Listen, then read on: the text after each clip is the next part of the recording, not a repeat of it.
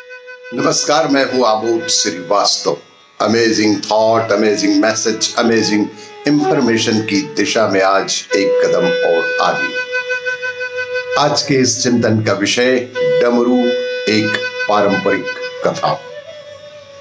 आपको ये मेरा वीडियो अच्छा लगे तो लाइक करें, शेयर करें और लाल बटन दबाकर सब्सक्राइब अवश्य करें। साथ ही बेल आइकन दबाना बिल्कुल ना भूलें। आज के इस चिंतन का विषय डमरू एक पौराणिक कथा। एक बार की बात है, देवताओं के राजा इंद्र ने कृषकों से किसी कारण से नाराज होकर 12 वर्षों तक बारिश न करने का निर्णय ले लिया। बहुत पौराणिक कथा है कि देवताओं के राजा इंद्र ने किसी कृषकों से नाराज होकर 12 वर्षों तक बारिश न करने का निर्णय ही ले लिया और किसानों से कहा कि अब आप लोग 12 वर्षों तक फसल ना ले पाएंगे। सारे कृषकों ने चिंतातुर होकर एक साथ इंद्रदेव से वर्षा करवाने प्रार्थना की। इस पर इंद्र ने कहा, यदि भगवान शंकर अपना डमरू बजा देंगे तो वर्षा हो सकती है। इंद्र ने बेहद शांत शब्दों में कहा कि यदि भगवान शंकर अपना डमरू बजा देंगे तो वर्षा हो सकती है। इंद्र ने किसानों को यह उपाय तो बताया, लेकिन साथ में गुप्त वार्ता कर भगवान शिव से यह आग्रह कर दिया कि आप किसानों से सहमत ना होना।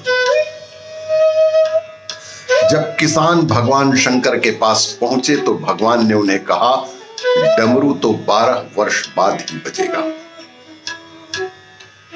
किसानों ने निराश होकर 12 वर्षों तक खेती न करने का निर्णय ले लिया। बेहद निराश होकर सारे किसान 12 वर्षों तक खेती न करने के लिए मजबूर हो गए। लेकिन उनमें से एक किसान था जिसने खेत में अपना काम करना नहीं छोड़ा। वो नियमित रूप से खेत जोतता, निंदाई गुड़ाई, बीज बोने का काम कर रहा था। ये माजरा देखकर गांव के अन्य किसान उसका मजाक भी उड़ाने लगे। कुछ वर्षों बाद गांव वाले इस परिश्रमी किसान से पूछने भी लगे कि जब आपको पता है कि 12 वर्षों तक वर्षा नहीं होने वाली है तो अपना समय और ऊर्जा और धन क्यों नष्ट कर रहे हो? उस किसान ने बेहद संयत रूप में उत्तर दिया, मैं नहीं जानता हूं कि 12 वर्ष फसल नहीं आने वाली।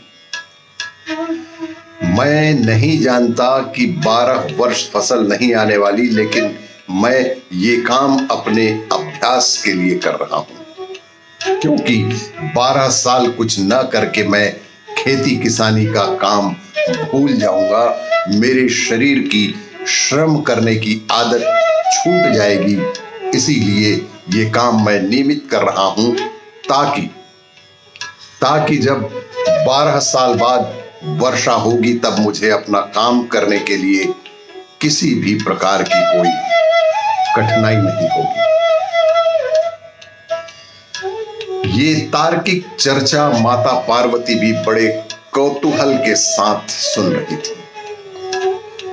बात सुनने के बाद माता भगवान शिव से सहज बोली, प्रभु आप भी 12 वर्षों के बाद डमरू बजाना भूल सकते हैं।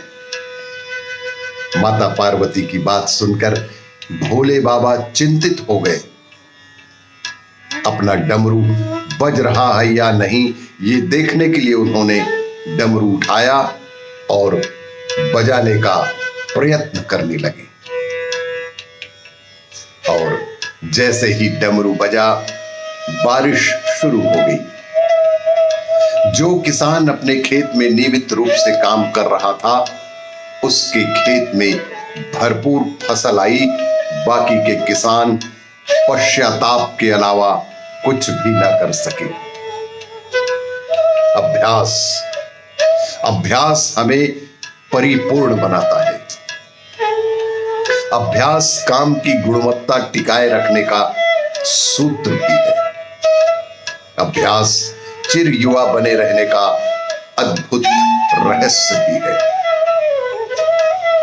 2 सप्ताह, 2 माह, 2 वर्षों के बाद कभी तो लॉकडाउन खत्म होगा और सामान्य जनजीवन शुरू होगा।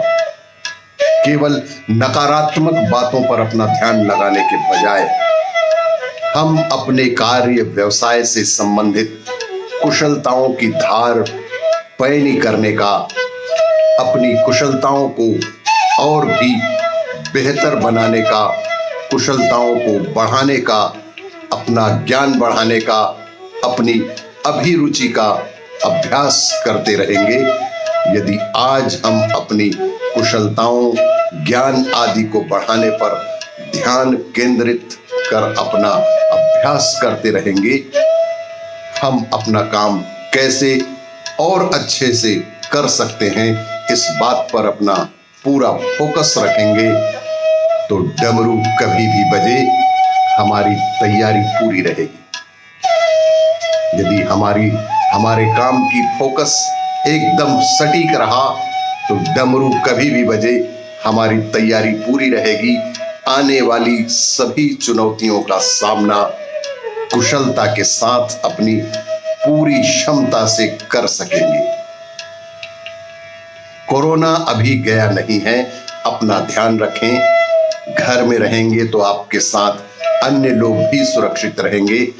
अपनी अपनी क्षमता, योग्यता के अनुसार पीड़ितों की यथासंभव सहायता करेंगे तो समाज इस जंग को अवश्य ही जीतेगा। तो समाज इस जंग को अवश्य ही जीतेगा। डमरू कभी भी बच सकता है, डमरू कभी भी बच सकता है। आपको ये मेरा वीडियो अच्छा लगे तो लाइक करें, शेयर करें और सब्सक्राइब अवश्य करें। धन्यवाद।